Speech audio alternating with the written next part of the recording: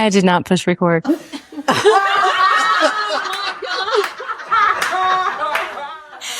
And now you're getting the inside scoop to how it actually goes down. All right. See that. Okay. Okay. Hey, everyone. Thank God you noticed. I know. All right. Okay. Take two. Let's go. Let's go. Take two. You found us.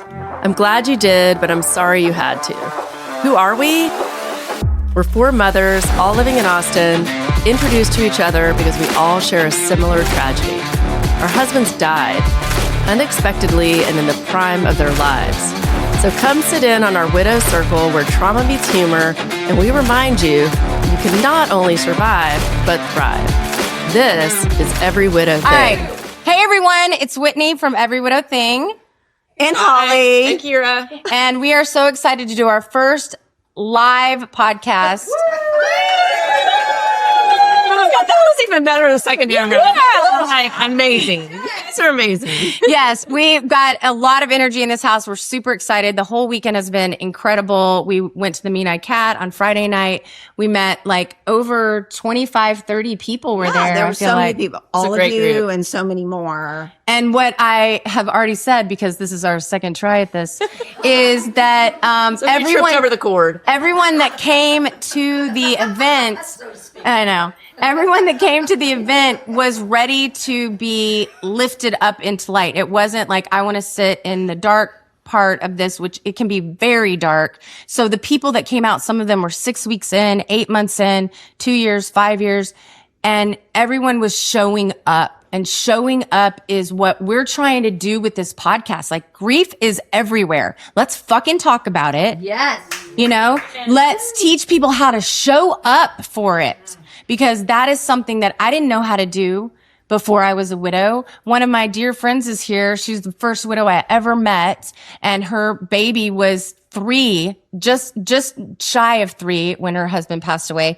And I met her in kindergarten class with my son. I didn't know what to say or do for her and fumbled through it. I mean, she's still my friend and is here tonight, so I guess I did okay. Hey, Jenny. Yeah. But Jennifer, yeah. But I didn't know how to show up for people. So I feel like when we teach how to handle grief in a kind of a public way, but in a healthy way, it's helping everyone. So the people that showed up last night, you were leaning on each other. You were teaching each other. It was like, there was crying, there was laughing. There was laughing. It was fun. incredible. Everybody was having fun. Like, yeah. And that's something that I think a lot of widows and widowers need to understand. There's still fun. You're going to still have some fun, right? Life is not over. Yes, you have to deal with the death, and that is horrifying, and it's forever. But you're going to laugh. You're going to have enjoyment. You're going to have new connections. And talking to people here tonight, it's been incredible. And some of the connections are very interesting. I won't go into too much detail, but we're going to get to all that. I'm hot. I am just super proud of everyone for coming out last night and tonight. The people that traveled from Baton Rouge and Colorado and California, Chicago, and all over the country. All over. So and amazing. Our locals who San are supporting Antonio. each other. Thanks for coming and being a part of this with us. California. Did you say California? I did. I think. Yeah. Cheers. Cheers to us, everybody. Cheers. All right. We got a couple of shout outs that we're going to do quickly, since this will be the second time. Really quickly. Okay. Are you going or me? Am I going? I'll go. Okay. We had Maudie's Tex-Mex tonight. It was delicious. We have yummy yes please treats, locally owned, clean ingredients. Yes please, all the time. They're so good. Yes, please. We have a house that's been a weekend at on our Holly's auction. house. We have an auction going until tomorrow at 3 p.m. My house in Round Top, which includes a gift card to Round Top Brewing, which is my favorite restaurant, and one of my good friends owns it. And my property manager, Hosty, Vacation Rentals, will donate is going to provide a wine and charcuterie board upon your arrival. And they're amazing.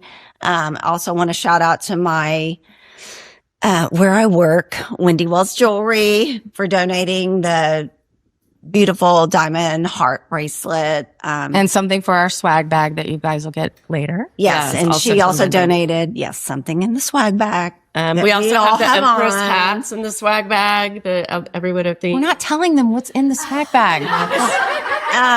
Should we not? You're interrupting No, me. it's gonna You're be- interrupting me. I'm on a roll. Okay. Back to you. Also, want to shout out to Empress Hats, our hats that we wore last night. She's amazing, and you may find something in your swag bag. And also, I fucked up already. wait, and Gossamer Cashmere, who Keira owns, which I have on tonight, is also in the auction. So, Yeah. is that Lots. I think that's it. I think that's it. okay? Yeah. Like looking at my notes. I think that's it. Okay. So tonight is about connection. I really feel connected to all of you. And it's not just because our husbands died or our wives died. It's because we want to move forward in a different way. Jeff, shout out to Jeff. Shout out to Jeff. But we're all here because we want to move forward in a different way than what other people may think grief looks like. We're all grieving, but that doesn't mean we're not laughing. It doesn't mean we're not having a great time. It just means that there's a deeper heaviness that we're going to carry with us for the rest of our lives. It just is what it is. And that doesn't mean that life has to stop. And that is what we are trying to give to new widows, old widows, widowers. And by old, I mean like, Probably old. as soon as I said it, I was like, Nobody like no. that. No. What I edited that. That'll be edited out. What I meant was longtime widows, because it's a learning experience for the rest of our lives, because this isn't going away. We will always have a place in our hearts for our people. And that doesn't mean that other people, we don't have room for new people. We do, but we're always going to miss that person. And that's normal. That's okay. So, and you can still laugh. You can still have a good time, and we're connecting with people. And I loved this weekend getting to know the people that showed up. And thank you. Thank you for coming. Thank you for coming. And so in that line of connection, and Valentine's night, we want to kind of talk about the way we connect, maybe through some dating stories, or I think each of us have some stories, some sign stories. I don't know what y'all's stories are. Were we going to talk about like Valentine stories? I don't know what your story is. I think we were going to share some Valentine's memories, maybe some dating stories, and then maybe some signs that we got from our person. Yes. And we'd like to open it up to whoever wants to share here in the room. You don't have to. You can if you want. And Everybody take another shot. Up to the mic. fill up your glasses. Yeah. But Keira, did you have a story? I felt like you were saving something you wanted to. I feel like everyone's heard so many of my stories, but no, I mean, I thought we would just kick it off like talking about Valentine's Day, because it's Valentine's Day. It and yeah, and maybe if somebody has a special memory or they want to talk about how they celebrated with their spouse. My spouse Frank and I, we didn't do anything like major on Valentine's. We had kids. We always did have go out to dinner. Had kids the whole time? We had kids. Yeah. Well, in the beginning, no. When we didn't have kids in the beginning, but then one Valentine's Day, When's Valentine's things Day? got wild. Things got a little crazy on Valentine's. I'll tell a quick story. I think the first Valentine's I spent with Frank, when we were dating, I put a lot of time and effort into a handmade card for him. And I still have it somewhere because he saved it, which is sweet. Mm. It was a heart. It was sort of a digital heart. And I had created the heart out of all these words from our courting. So just inside jokes or movies we saw or restaurants we liked, or, the whole heart was made up of a word from our relationship. That is so romantic. Well, that's so sweet. I got a slinky one year. A slinky. Wow. For Valentine's Day. That was the first Valentine's, and then it just Okay. was downhill from But there. a slinky?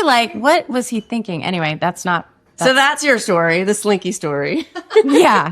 My husband didn't like to buy flowers because my boyfriend before gave me flowers all the time. So then he was like, I'm never going to get you flowers, which is all I wanted was just some flowers. But no, I got a slinky. He would try to do like funny things, but it wasn't funny on Valentine's Day.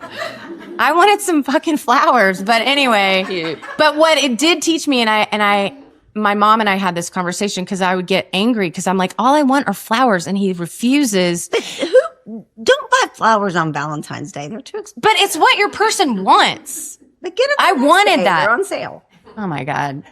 And guess what? He was such a budgeter. He probably would have been into that, but he was trying Day old, like when they're half price. Right. Just pat. Right. Did he have random day? Don't The right. sagging dozen of roses that never didn't get bought. Well, that's what kind of my mom said. She's like, this is a made up holiday anyway. Like it's just holiday. for greeting cards. Silly. And you have to know what your person's like love language is, right?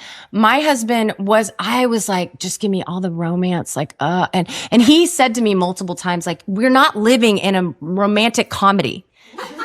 And I'd be like, but aren't we? Yeah, right. But then here's your slinky and shut up. right. Yeah, I don't really understand why. I can't remember now why the slinky happened, but he was trying, and that's the thing that we have to remember. Like, not everybody, and especially as we move forward, dating new people, we're not going to get the same things that we got with our husband necessarily, and you have to be open.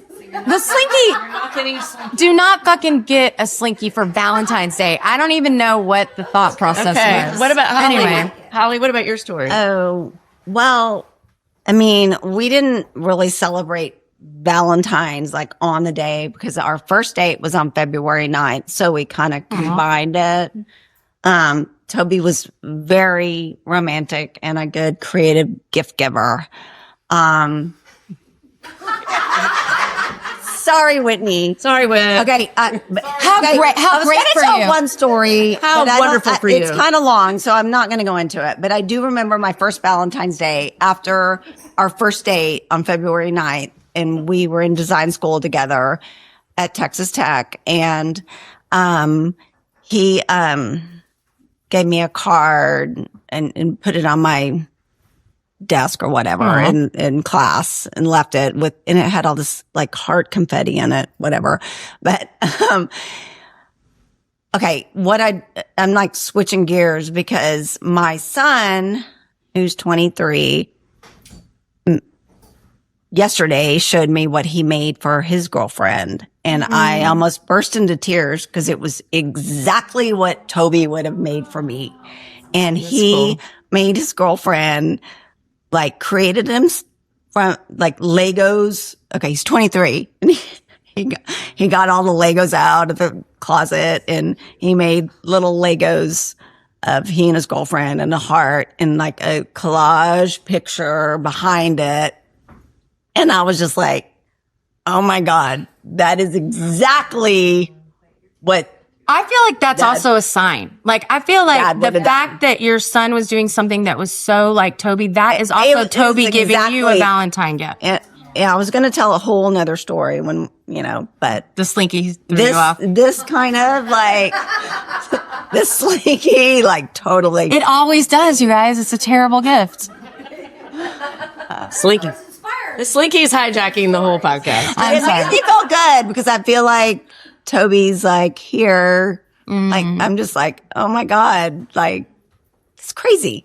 Yeah. Crazy. So does ananybody? Yeah. Oh, yay. Okay. Stephanie wants to share. We love it. Yay, Stephanie. Come on, don't be scared. Hold on. Check support. Hold on.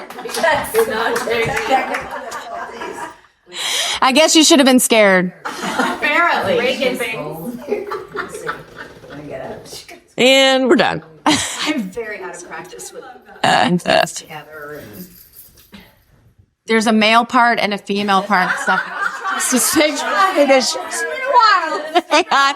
Is this thing on? Okay, we've got Let Stephanie. me see. up. Talk into it, Steph. Hello? Yes. Hello? Testes? Sorry.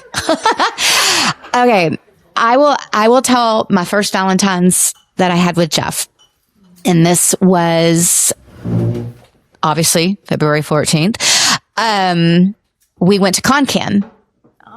And I'd never been because he grew up in San Antonio. Explain what Concan is. Yes. So Concan is a beautiful area of Texas, about hour and a half from San Antonio, beautiful hills. The Concan River flows through the area.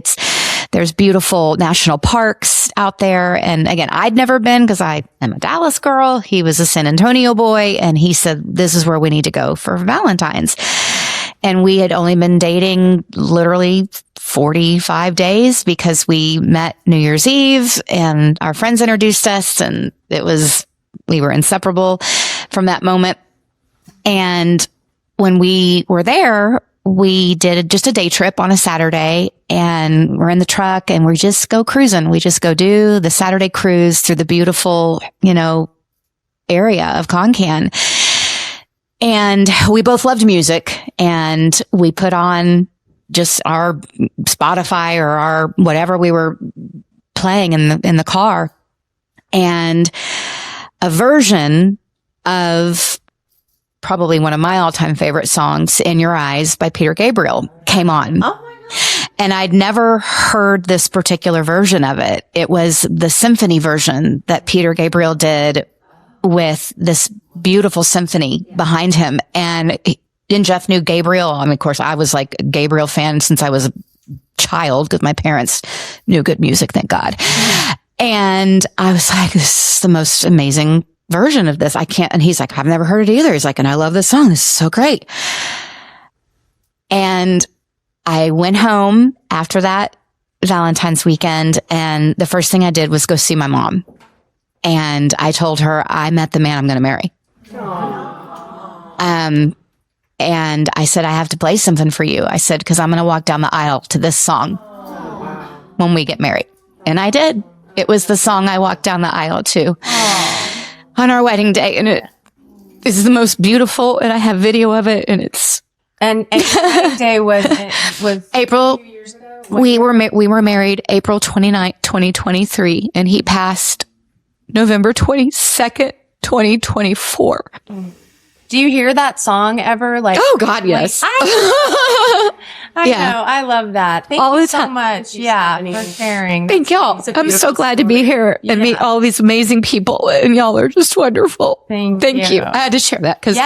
I mean, it wasn't comedy. I'll tell comedy later. I swear I have comedy, but that was the sweet part. I like to start with the sweet and I end with the humor. Yes, that's my go-to as well. Awesome. Thank you so much. Yeah, it's emotional. It is emotional. And y'all, anyone who listens to the podcast knows that my husband speaks to me through music all the time. I feel like that is an easy way to get a sign, because music, like you don't have to be thinking about it. You feel something, and we all feel it from our childhood songs, right? Like it just takes you back. For me, it's like angst. I'm like, oh, this song is really great, but oh, why do I feel like this? Middle school dance. Yes, just like, yeah, the angst of it all. I was wearing parachute pants, but nobody else was. It was like dancing like this. terrible. Yeah. So when we, talking about connection again, like when you have something like that, and I know all of us have it, like there's gotta be, whether it's your wedding song or the song that was on when you were on your first date, whatever.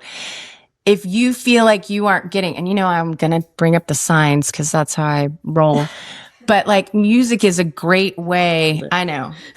Music is a great way for that. To keep her on track. It's just like. I'm all over the place, you guys. Anyway, but thank you. I love that. I love that. Does anyone else want to share a story about Valentine's Day? Oh, yay. Oh, yay.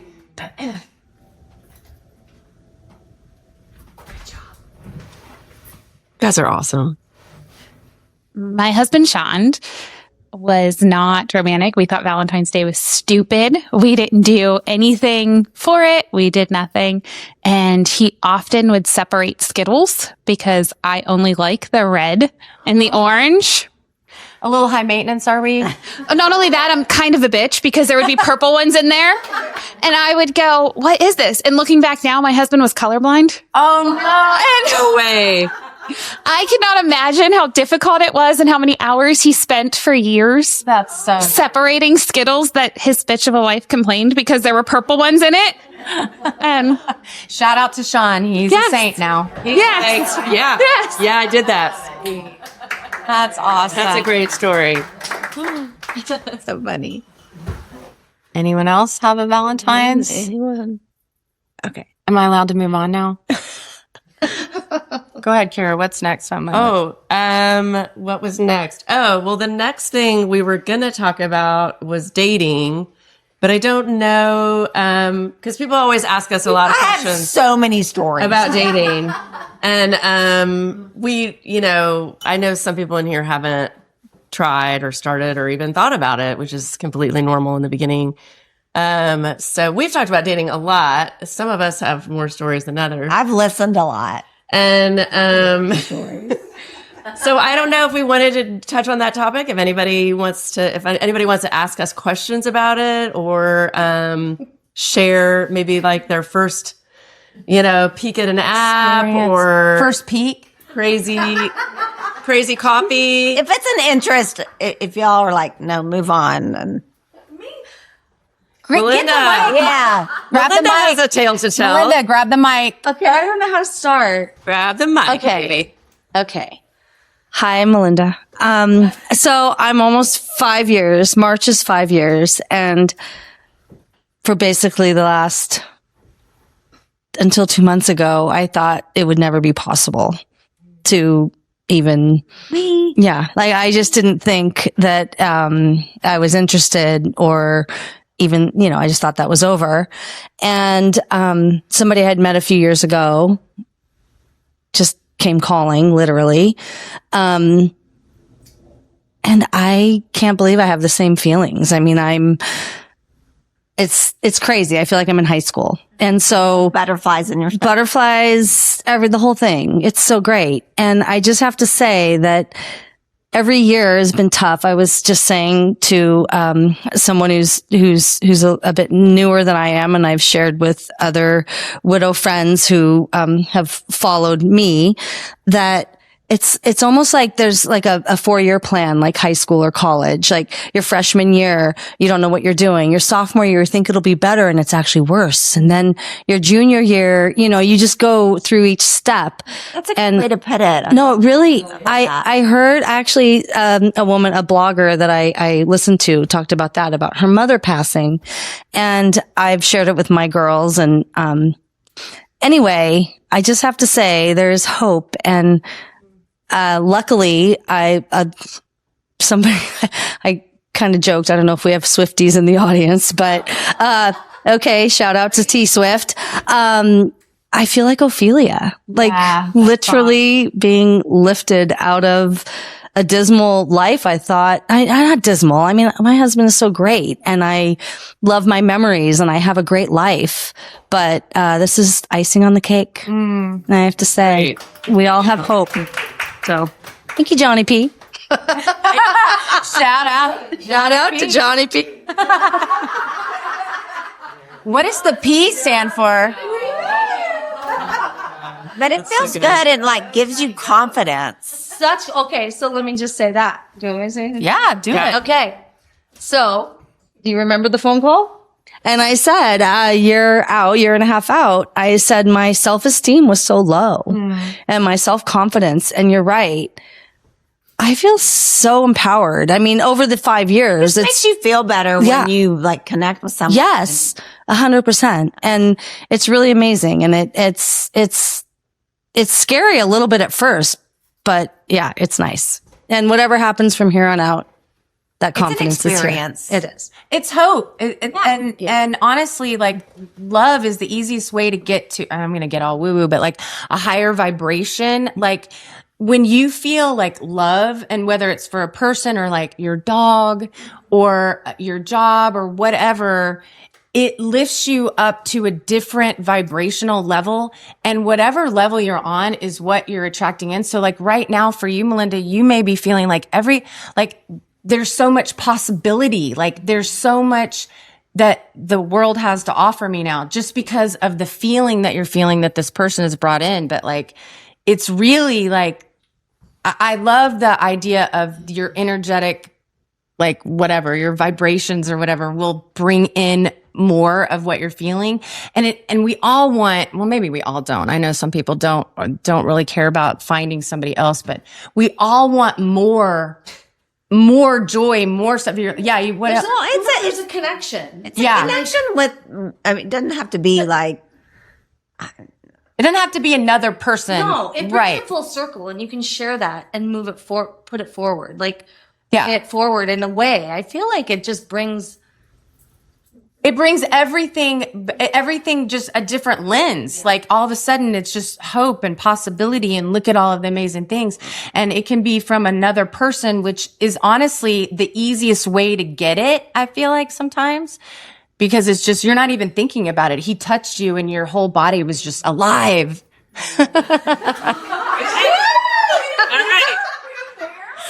I was in the closet. She saw it in my eyes earlier. No, but yeah. That's what happened. Yeah, no, it's incredible. And and for a lot of people out there that can't even imagine that right now, like, you know, I know some of us didn't It takes time. It can take some time. it took me 5 years. Well, people Same. were starting to lose hope in me. Like, And I friends really were disappointed. I like you. I mean, I had people like, what, you know, why aren't you on the dating apps? And what, you know, like married friends that I'm like, you don't understand what it's like. But I had a moment where I felt butterflies in my stomach when I met someone random. I wasn't looking. Yeah. And, nothing came of that, obviously, because I'm still single. So, But How great is it to yeah, I'm like, oh, I can feel something. Mm-hmm. Yeah. And I never I never thought I would. I think it's just like having, hopeful feelings that aren't despair, sadness, confusion, anger, you know, everything that comes along with grief and losing someone. It's like to have any kind of positive feelings, whether, you know, your kid scores a goal in the soccer game or you go on a fun date and kiss someone. It's all uplifting and, you know, it'll come. For those of you that are like newly, it does come. It takes time, but. And it's not really always about like, I mean, I feel like, you know, when we talk about signs or whatever, it's not necessarily a sign, but I feel like Toby's been a part of like guiding me along the way. And it's interesting because I've like I met y'all. Mm-hmm. We did not know each other before our husbands died. And I've met like so many groups of friends that are like, as you call it, yes people, mm-hmm. and happy and like brought me so much joy. So it's not always about like a guy or men. No offense, Jess. Somebody to have sex with Jeff. or whatever. And like, Yeah, well, Like- everyone in this room is a yes person. yeah. And I mean, everyone I'm last like, night was a yes person. And I thought about that so much this morning when I woke up. I like was worried I was going to wake up not feeling well. I wonder why. But I woke Weird. up with like so much energy and I was like, oh my God, that was so amazing. Like I met so many amazing women and men and, you know, just like happy and ready to be. She was energized. I was not. She I was was not struggling. energized this morning at all. You guys kept giving her vodka sodas and she couldn't say I no. turned on the I set Olympics mine down and kinda Keira drank had a first. slow morning. This is actually a great topic if anybody else wanted to talk about like becoming a yes person, because a lot of our listeners are new to this widower game and they're listening and going, how the fuck can I say yes to anything right now? Like I just want to Y'all all lay have in said bed. yes. Yeah. So does anyone else want to talk to that? Because there are people listening that need to know how to do it or that it will come eventually. And it's hard because like Toby was my like social spouse. Like he was the yes guy. the fun one. He was the fun one. Yeah, I will admit. You're super fun, Holly. Now, I mean, I can't attest to who you were I feel before. like he's been like, you know, in my space maneuvering. Like, you're going to be around fun people. You're going to be the fun one. Yeah, don't you think all of your people like had a hand in why you're here tonight? I found y'all the night he died. Oh, get on the mic for that. Yeah, actually, Stephanie suggested earlier that we talk about how you guys found the podcast. Yeah. Because a lot of you guys are from all over and not local and maybe didn't have a personal connection with one of us or one of our kids or a friend of ours. So how did you guys find us? Yeah, this is Steph again. The night or the day that Jeff passed, he passed at 4:35 in the afternoon on November 22nd. My girlfriends, my closest girlfriends, two of my bridesmaids in our wedding, they came home with me that night and were going to stay with me. And of course, they didn't want me to be alone that night. And I just wanted to put on a podcast when I was laying in bed to just kind of drown out. I didn't even want to watch TV, which is weird because I love TV, but I just wanted, for whatever reason, my brain said, just listen to a podcast tonight. And I love Dr. Laura. She's kind of also a spirit animal of mine.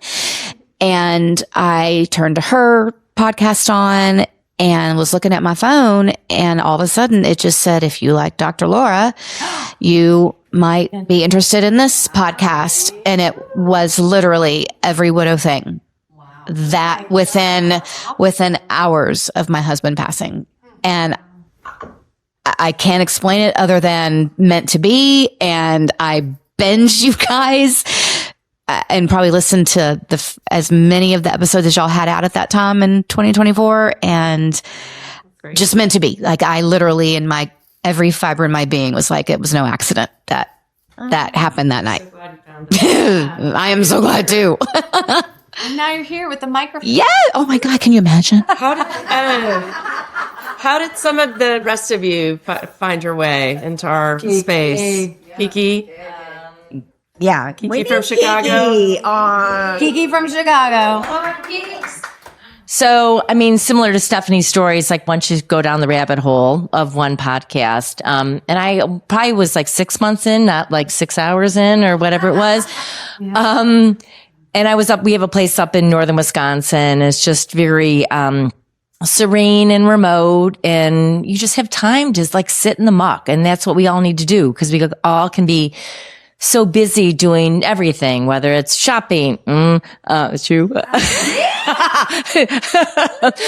Netflix or this, but I mean, or travel, and I'm guilty of travel. But like, we all can be going in all different directions to distract us, and we just need to, I believe, like sit in the muck, sit in the silence, and so being amidst, amongst all the pine trees and the rustling of the wind and the eagles and the waves of the lake, it's just a big piece of solace, and it was a big part of our family's life, and it still is. But so exercise up there's not really a health club, so I do a lot of walking, and so that's when I found you guys. And like stuff, I did become an addict. Like, I tell my friends, like, I have widow crushes. These are my new besties, and I was the latter. So Melinda, who got up and spoke earlier, yes, she's a year and a half out before me, and then Nancy's 6 months before me. And so then I turned them on to you and my Hinsdale contingency as well. A few ladies listened, but I've said you bring just such beautiful light into the darkness, and here, less deep, less dark, less often, but that humor, because all the emotions come from the same spot, right? We could be laughing, we could be crying, and I mean, it was just, you guys, it was just, I love you guys. I mean, you really, really helped me through the journey. And I would listen to you guys, you're so funny. And then a lot of times I would go back 30 seconds or like a minute 30, and I would replay. I'm like, am I okay? I'm like listening to the widows, like your little jokes about whatever it was. Yes. Yeah. And cleaning out sock drawers or whatever. And, you're just so real, and you're so inspirational. And I love the fact that, you do dive deep into real content, right? You're not shying away from it, but then you're trying to be resilient and find new purpose and all the things that we're here today. And I think it was a testament to who you guys are and the people that we want to be. We're following you because you guys are leading the path. And, if you're all Debbie Downers there, then we probably, maybe we'd still follow you. We'd still be here following you because you guys are so awesome. We wouldn't be if we were Debbie Downers. Well, real quick, let me ask you, Kiki, because you've had 2 widow friends that you brought here. How did y'all meet? Because we get a lot of questions from other people that are grieving that don't have a group and they can't find anyone. Like, did you get connected or how did you already know each other? So Nancy and I had known each other since 7th grade. So we kind of go way back. And We didn't do that. That wasn't us. I knew you in 7th grade, Keira. I was just already didn't talk to you. yeah. And so we've stayed connected over the years. And then my husband and, Melinda's husband had been friends for a long time, decades. And I knew her husband before, Melinda knew her husband. And so I'm so grateful. I call these guys my wing widows because, the support is so key, and somebody really knowing what you are walking through is immeasurable. And, David Kessler, I don't know, I'm sure you guys know him, a renowned grief expert. And I'm probably going to bastardize the quote, but similar, you'll get the gist. But he's like, losing a spouse is like operating like 1/2 of a shear of a scissor. And it's like, are you kidding me? You had that imagery, and that just shows you what a profound loss that we have experienced and the impact and the toll that has taken. Like, how functional, unless you want to stab somebody, like 1/2 of a shear of scissor. I feel like a lot of... It's a serious scissor. Well, I was about to say... somebody. I was about to say, I think maybe that is one thing that we all probably did feel at one point. Like, who can I stab right now? Right. Yeah. Yeah, could be some of our friends or family or neighbors, why whoever. I started going to boxing classes. Yeah. Yeah, exactly. Yeah. So, but the support system is huge. And I think we're all meeting some new friends here tonight. And where are we going next? Jennifer...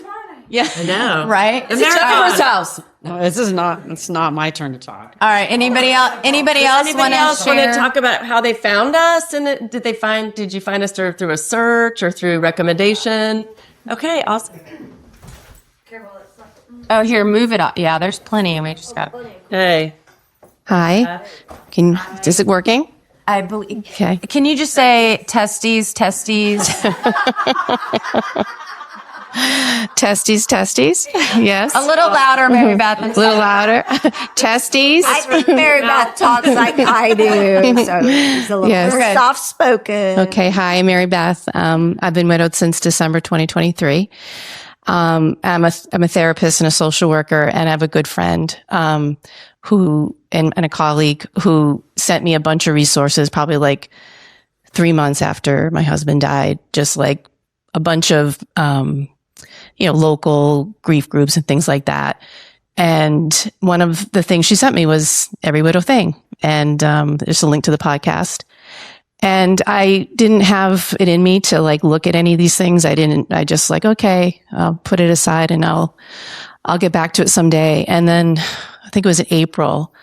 I was like, I was on my way home from work. I was getting on the train and I just pulled it up and I started listening and I just was like instantly hooked. And I think that the thing that pulled me in was your youthfulness, your age, because We're so young. you're very young. Especially me. Yes. I mean, I had been to Oh, dang. I had already checked out another grief group at that point. It was a lot of older ladies, which I understand is a unique experience and of their suffering too, but I couldn't relate. And there was something about how young you were. And also my husband died suddenly, and your stories about how your husbands died. I just think it's, again, any way your husband dies is awful, but there was something uniquely terrible about the sudden loss, at least for me. And that experience you all shared and the vulnerability with which you shared it and your stories, and just you went right there and no one had to guess what had happened. You just laid it all out.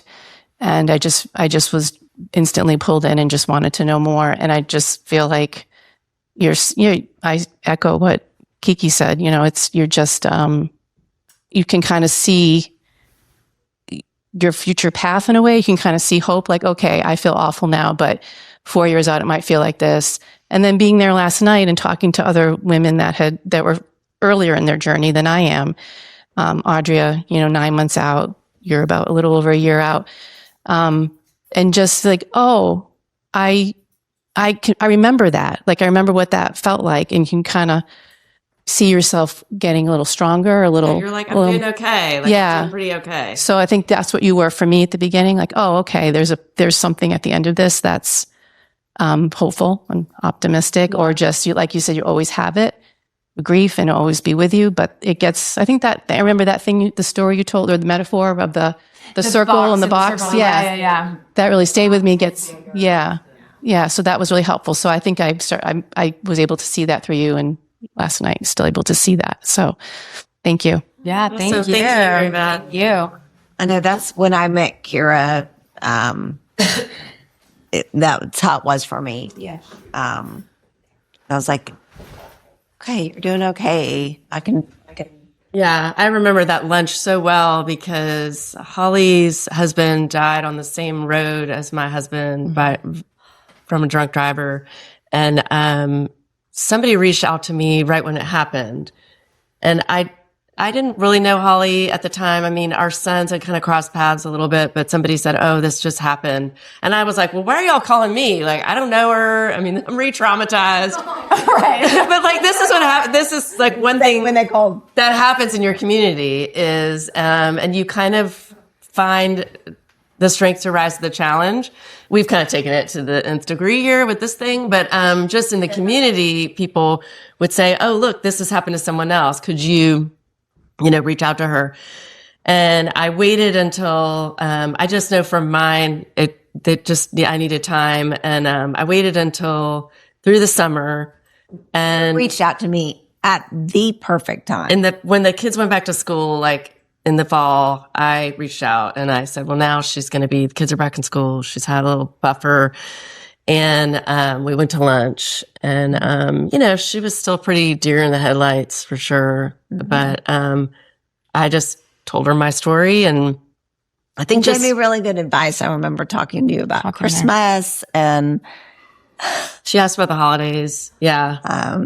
Yeah. And I was like, I got out of Dodge. I couldn't be here. I couldn't be here for Christmas. And I was like, I don't know. I kind of feel guilty. And she's like, no. There's none of. She's like, my family is, like, why are you leaving town and taking the boys away for Christmas? I was like, just go. Like, grab friends, whoever wants to go skiing or beach or Hawaii. Like, just go do. So we went to Mexico. Yeah.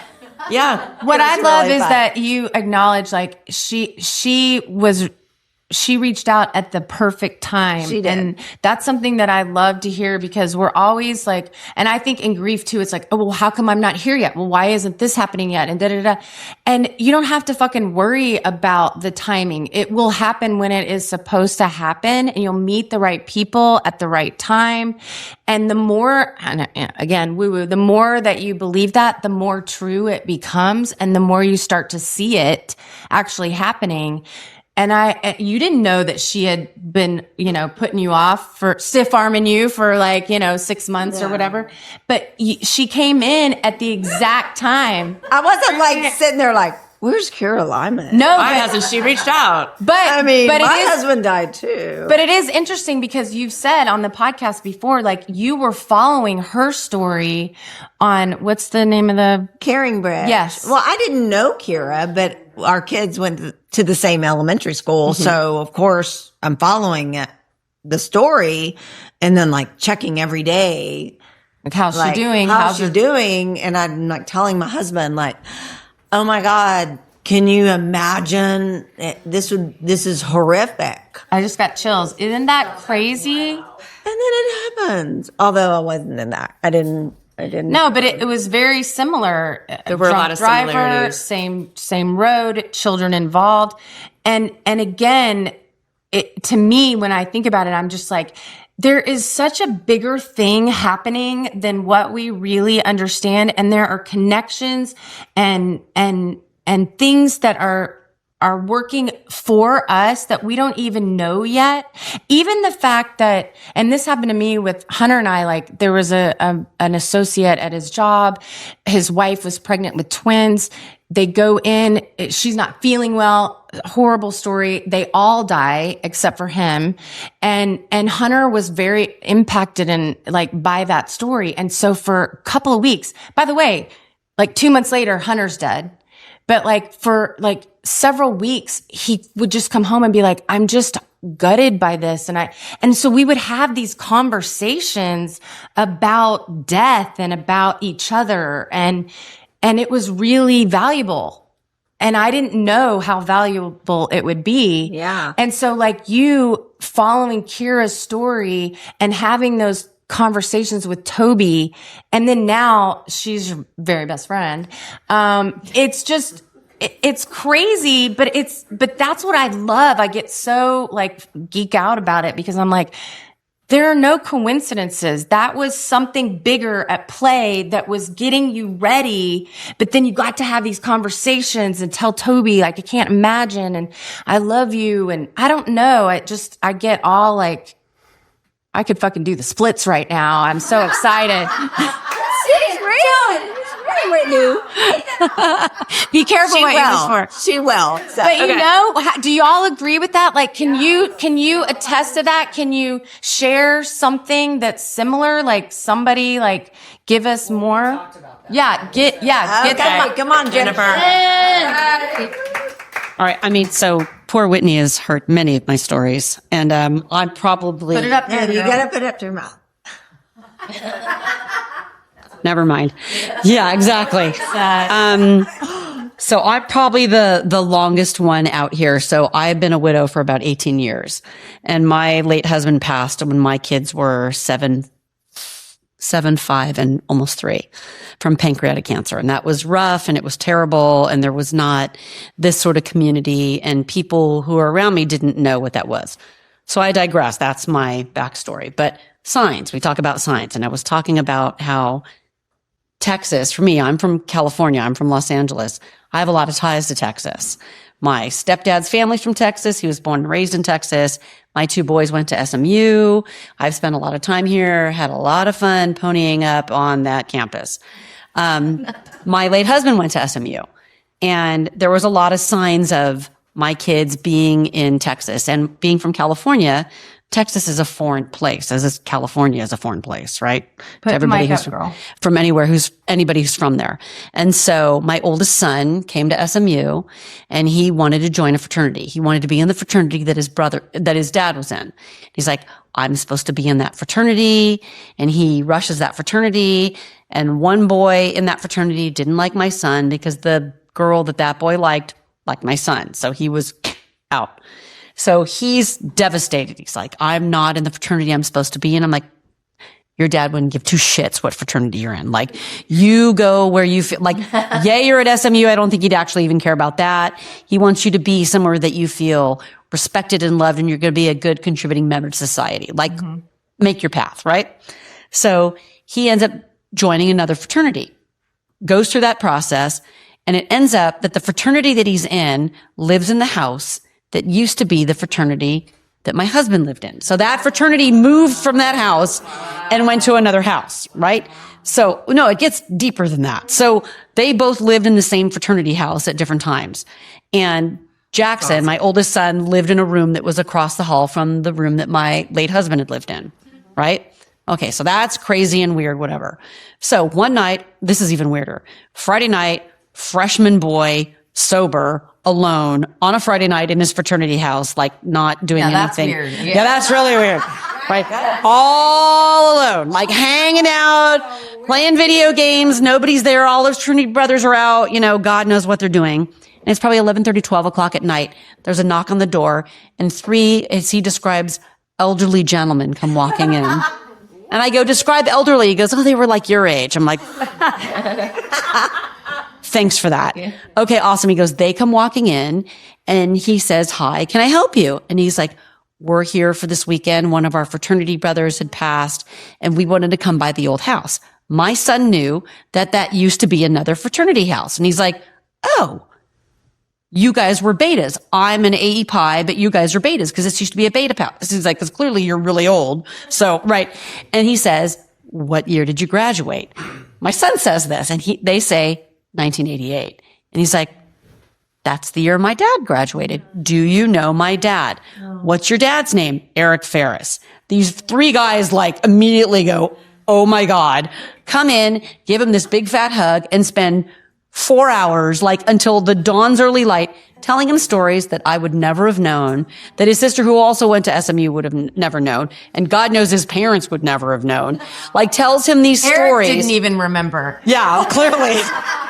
No, Eric was the good guy of our relationship. I clearly wouldn't have remembered had we known each other. But like, so they went through that story and Jackson had always said, I wanted to be in that fraternity. I wanted to be where my dad was. And I'm like, no.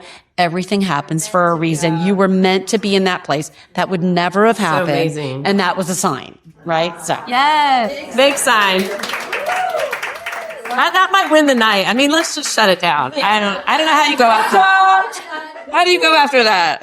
Wasn't that crazy? So I've shared with everyone here that I have 2 friends that recently have lost their husbands, which is just crazy to me because I don't remember hearing about widows, like I just 20s. Feel like, I just feel, well, I mean, just in general, I just feel like people are dropping like flies. But anyway, the men. Take care Jeff's of yourself. Still here. Jeff's still Sorry. here. Spouses are dropping like flies. Get him another tiny beer. Are you okay with your tiny beer over there, Jeff? I might get another. Get one. Jeff, I think we all need another round. Exactly. I'll be over here. Jeff, okay, just for people that are watching, this is hysterical. So we have been planning this thing for a long time, and we're worried about, like, we have to have bubbles, we have to have white wine, we have to have red wine, we have to have margaritas, we have to... And, of course, we have a widower here, Jeff, and we didn't think about beer. So at the last minute... Well, I thought about beer, but I was tiny beers. Tiny They're beer. like this women big. like beer, too. I don't know.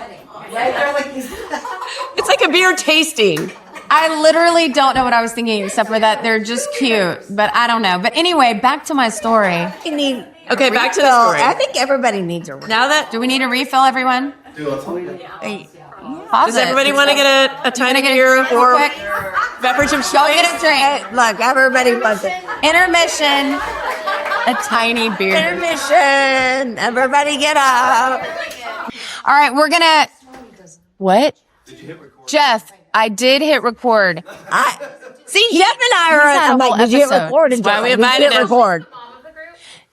Well... Jeff, is there anything that you would like to say since you have had many tiny beers tonight? Buy bigger beer. You need to take the mic for a minute and give people a little bit of Jeff. Well, and Jeff is a previous podcast guest. Well, what is there anything that you would like to update us on your love life or how you're feeling about Valentine? Whitney knows I keep that pretty close to the vest. So yes, he's very mysterious. That's not what I've heard. Mysterious. We no my home. We never celebrated Valentine's Day much, honestly. I got married in my 30s, and by the time you get to your 30s, you're not a big fan of Valentine's Day. And my wife and I both just agreed from the get-go we were not going to do Valentine's Day or anniversaries. We would get a heart-shaped pizza for my daughter. That was our Valentine's Day tradition. So it was pretty low key at our house. So yeah. Thank you for sharing. You're so welcome. Do you have any other questions? Any dating adventures you want to share? Or are you just keeping it? Any dating adventures? Or maybe dating advice from a man's perspective. Any dating advice for the women that may dip their toe in? Are we really doing this? Okay. It doesn't have to be crazy. Would you like a shot? He's taking shots of beer all night. I'm single, so I'm clearly not that in a position to give a lot of advice to people about how to go about this. But yeah, it's rough out there. I mean, I've done dating apps. I don't know how many of you have or have not. They're pretty brutal for men, honestly. It's a very demoralizing experience for men, to just put it that way. Yeah. The statistics they're just pretty ugly for men. It's like you have to swipe through hundreds and hundreds of profiles just to get someone to respond to you, kind of thing. So that kind of thing. So there's not honestly, I don't have a lot of stories on that front. I'm sorry I put you on the hot seat. You can go ahead. No. Has anyone tried in your community to set you up or introduce you? They know better than that in my community. No, I'm pretty picky. So, they, like I said, my friends know not to do that, but I'm pretty good on my own, Okay. I think it's a pretty common story with the setups where the friends are either like, well, they're not good enough for you, or we're afraid that, if it goes wrong, that they're then like blamed, or, you know what I mean? Like, I think just from my experiences of like just a few setups where, no one has set me up. For guys, not to me, but I'm just saying. For men, for guys my age is a little different because my friends want to live vicariously through me. So they're like, you should go out with her. I'm like, no, I don't think that. I want to hear about the guys that are like, you get to date. Yeah, there's just not a lot to report. So thank you for sharing. Make for the most exciting podcast ever. Like, I have friends that are like, oh, I forgot you're single. I'm like, oh, well, that is infuriating. I need to put a sign on my head? Talk about stabbing with the one scissor. You just got so good with that half a scissor. They're like, well, we forgot. You're just working with one half. Right. I forgot you were single. Yeah, that's terrible. No, I was just going to share a sign that one of the friends who was recently widowed shared with me yesterday. She went to her husband's gravesite, just to say hello.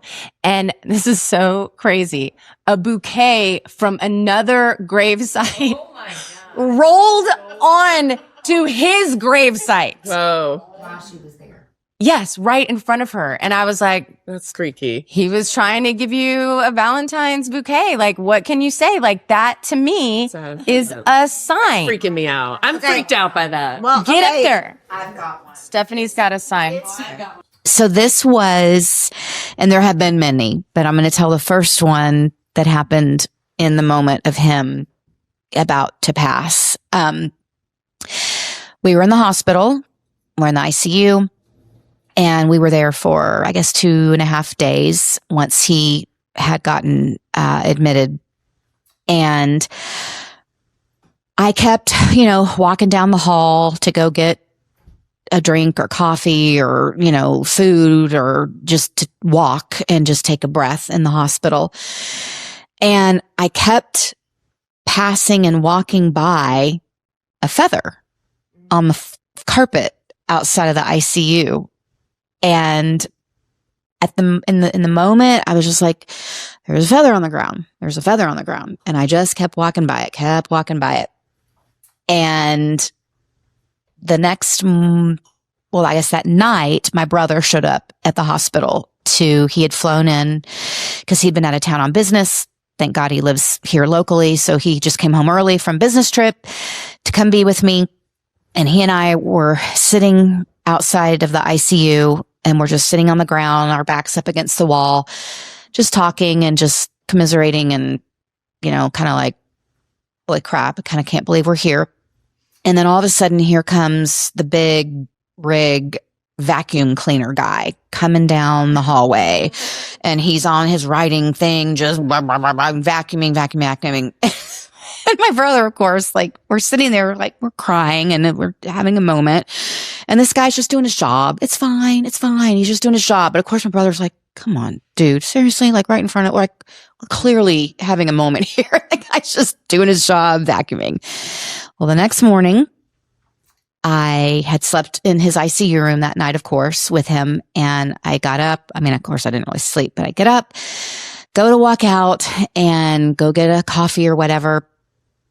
And that damn feather was still there and had not gotten vacuumed up by the guy. And I'm like, that's mine. And I picked that feather up and it is in my wallet and I carry it with me everywhere. And again, signs of just something else knew that it was going to happen. And they were just letting me know by that feather that it's going to be okay. It's going to be okay. So I had to share that one.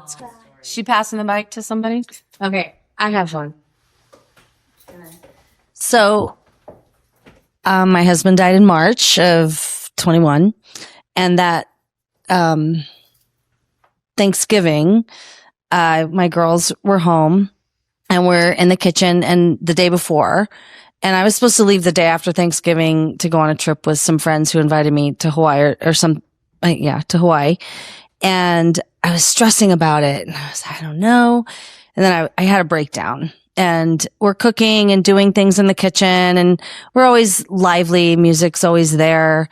And something was on and they said, we change it. And I put on a Pandora, not my playlist, just a Pandora. And, let's back up.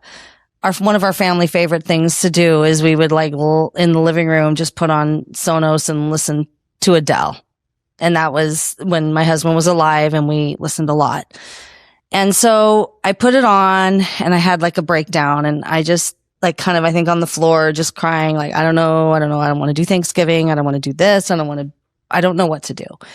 And finally we all laugh. We had some joke or whatever, get up and I start cooking and Adele, Make You Feel My Love came on. And all I know is I don't know. I just broke. That was it. It was from him for sure. And I went in the living room and just had this meltdown. And it was so interesting because I thought, okay, that's what it is from now on. I just have to feel it. It's all you can do, right? We know. I mean, you guys are here. You're making us feel it because you're so real. And we're so grateful for you and for everybody that's here. But anyway, through music, feel so many things, but it was a sign at that moment, just, I've got to carry on and you got to go and you got to do it and you got to feel. And you're not alone. You're not alone. They're not here, which fucking sucks, but they're still here. Yeah. And that is what I get so much comfort from. They're not missing anything. We're missing watching them see the things that we want them to be right here experiencing it with us, but they aren't missing anything. Right. That just brings me so much joy. Well, so much. And my girls were wait. Comfort. Well, comfort. Right. Comfort. Yeah. And that's what the girls were like, did you put your playlist on? Is that yours? I said, no. And they were like, woo woo. Talk about woo woo. Anyway. Okay. Miranda's going to speak now. Story.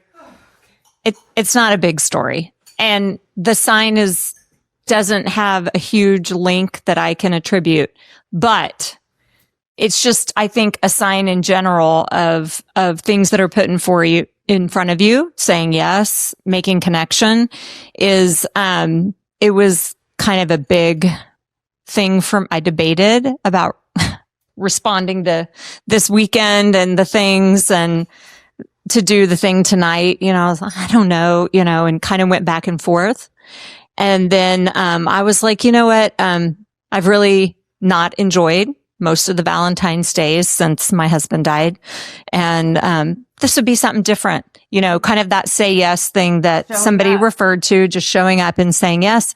And so I do the thing. And then at some point a message comes from Every Widow thing that says all the stuff about the information, and the address for where we are tonight comes through. And I was like, I think I know that address. And I emailed back. I didn't know who I was emailing, but I emailed back and said, did you buy this home from so-and-so and so-and-so?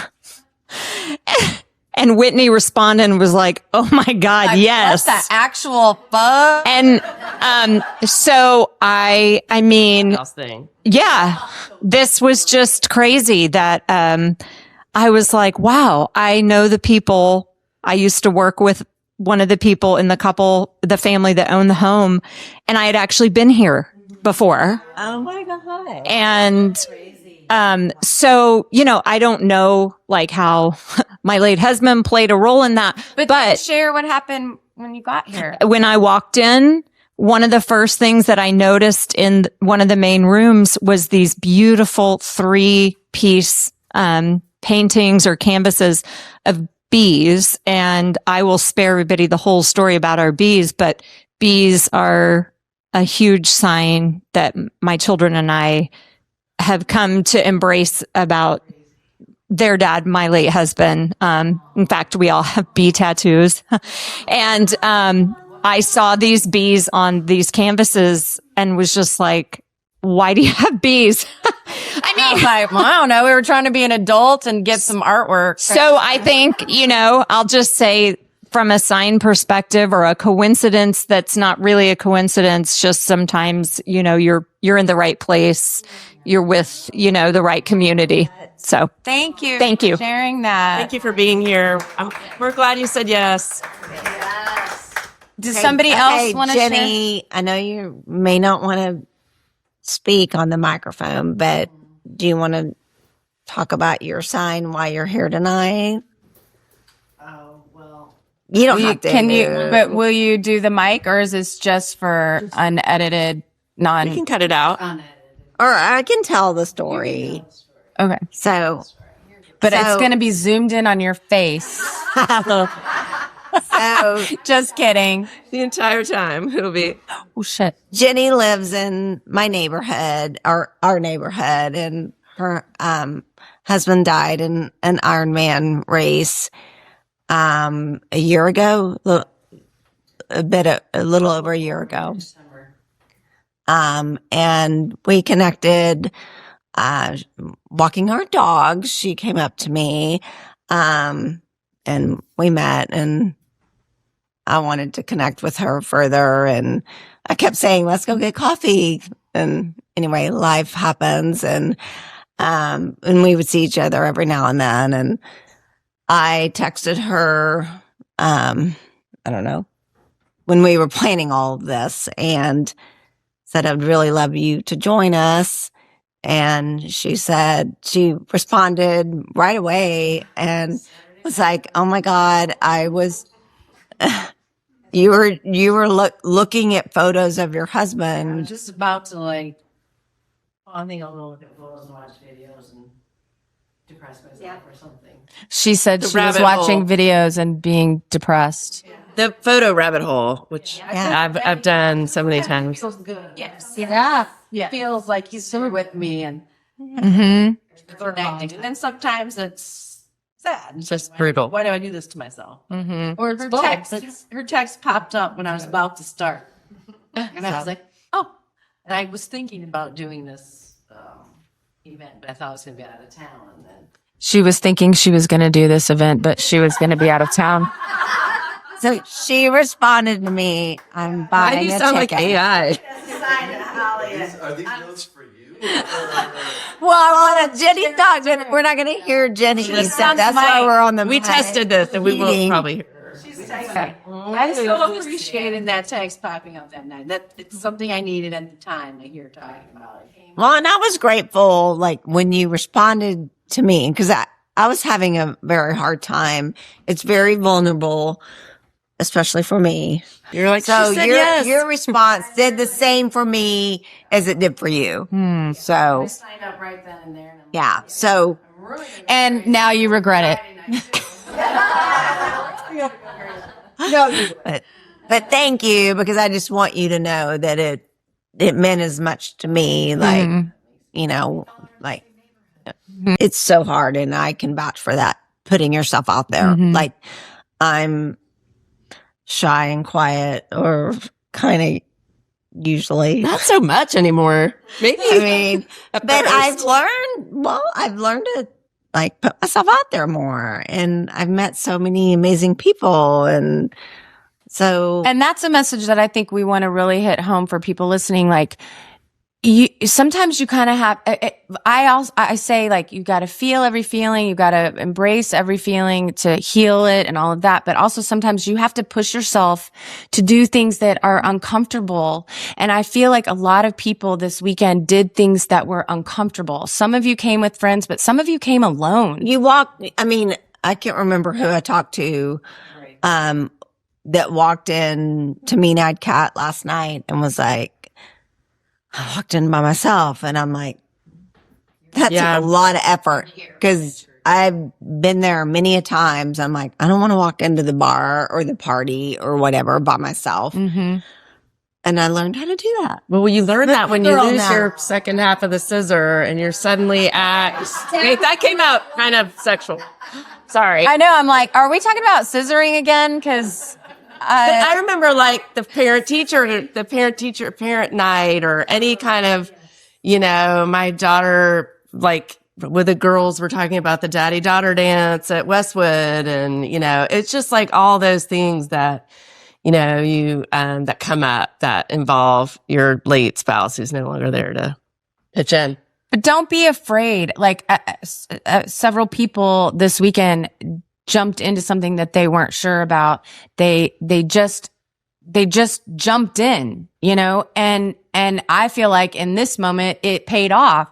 Sometimes it doesn't, but I just want to encourage somebody who's listening, jump in, and guess what? If you don't like it, you can get out quickly. Like, you can leave. You can do the we're not going to hold bye. Right. I don't recommend it. They'll always say bye. Okay.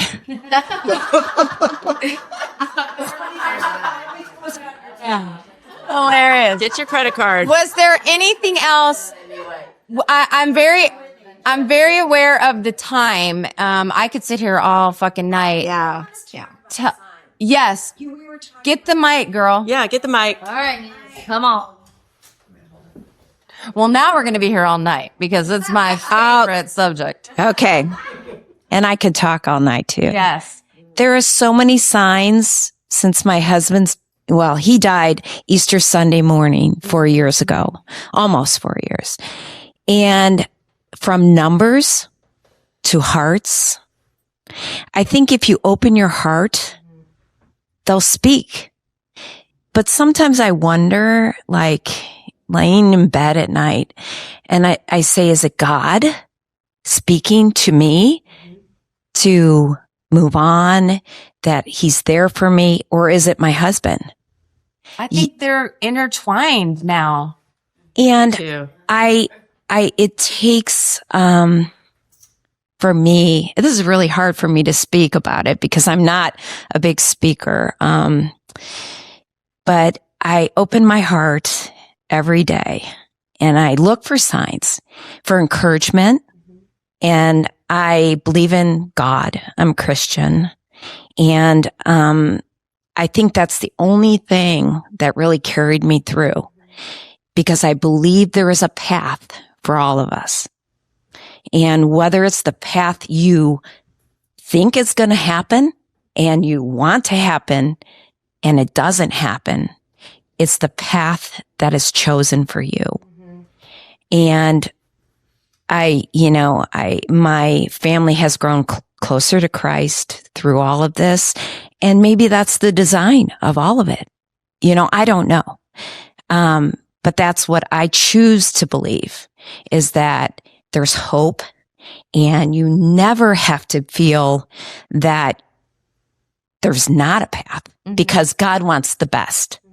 And he's created all of us individually to be better people. And maybe it's something as tragic as a death of a loved one. I was married for 38 years. I was with him since 19. He was my best friend. He died of a stroke. He was nonverbal within 40 minutes. I was unable to even ask him, what do I do now? Our bucket list was all about us, and God had another plan. So now I have to look at my life and say, okay, I'm ready. I'm willing. I'm open. You have another path and I just need to walk that path. But it's a very hard path to go because it's your desire over his will. And so how do you choose what is his will and what is your desire? That's the hardest thing of all. This is, and this may be, whatever, take it or leave it, but this is how I imagine, and maybe I've talked about it on the podcast, I can't remember, but like the way that I kind of navigated Hunter's death was, and I dove into all these soul books. I was a crazy person. But what I came out with was, I imagine that before we ever got here, we're all sitting at a table and Hunter's soul is there, my soul is there, my whole soul family, whatever, however you look at that place. And I was like, I want to learn this. And then I'm going to do this because I'm like, feeling really, powerful up there. And I'm like, I can handle it all. And God's like, whoa, maybe that's a little much for this time. And I'm like, I got it. And Hunter's like, okay, well, I will help you reach that goal. But that means that I have to, bail out early so that you learn whatever you're supposed to learn. And I'm like, no problem. Cause we're all like in fucking heaven and it's awesome up there. And you're like, no problem. I got it. I can handle it. And then you get down here and you forget it all. And then the shit starts happening that what made me feel good, because I'm a control freak, is that maybe I chose some of this before I got here and then forgot it all. And then, by the way, sometimes you get derailed. Like my dad probably had a great idea before he got here, and then he became an alcoholic and went off the rails and fucked us all up. I mean, I'm great, but other people. Anyway, I'm going to edit that out. Anyway, but I love the idea. I love the idea for me. Cheers.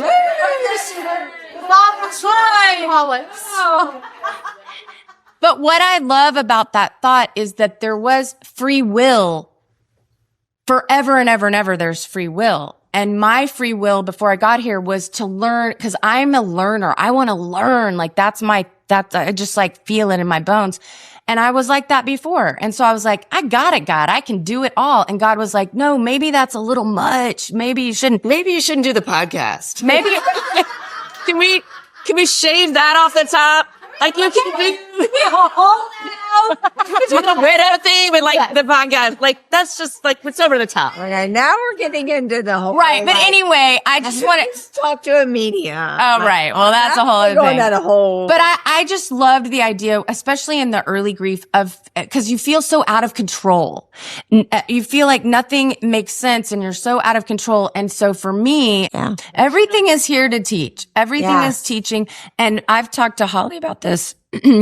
She always says, oh, Toby was the fun guy. Toby was this, Toby was that. Well, guess what's happening? She's that person. I'm so fun now. I'm way more fun at Toby.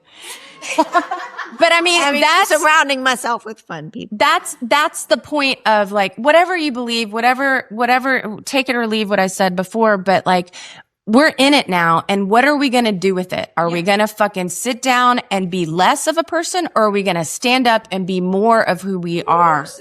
And I feel like everyone in this room made the same decision. So thank you for being here. Thank you guys. I think this is a great way to end it. Cheers. We appreciate you all so much for coming. So fun. Love y'all so much. Thank you for being here and supporting us.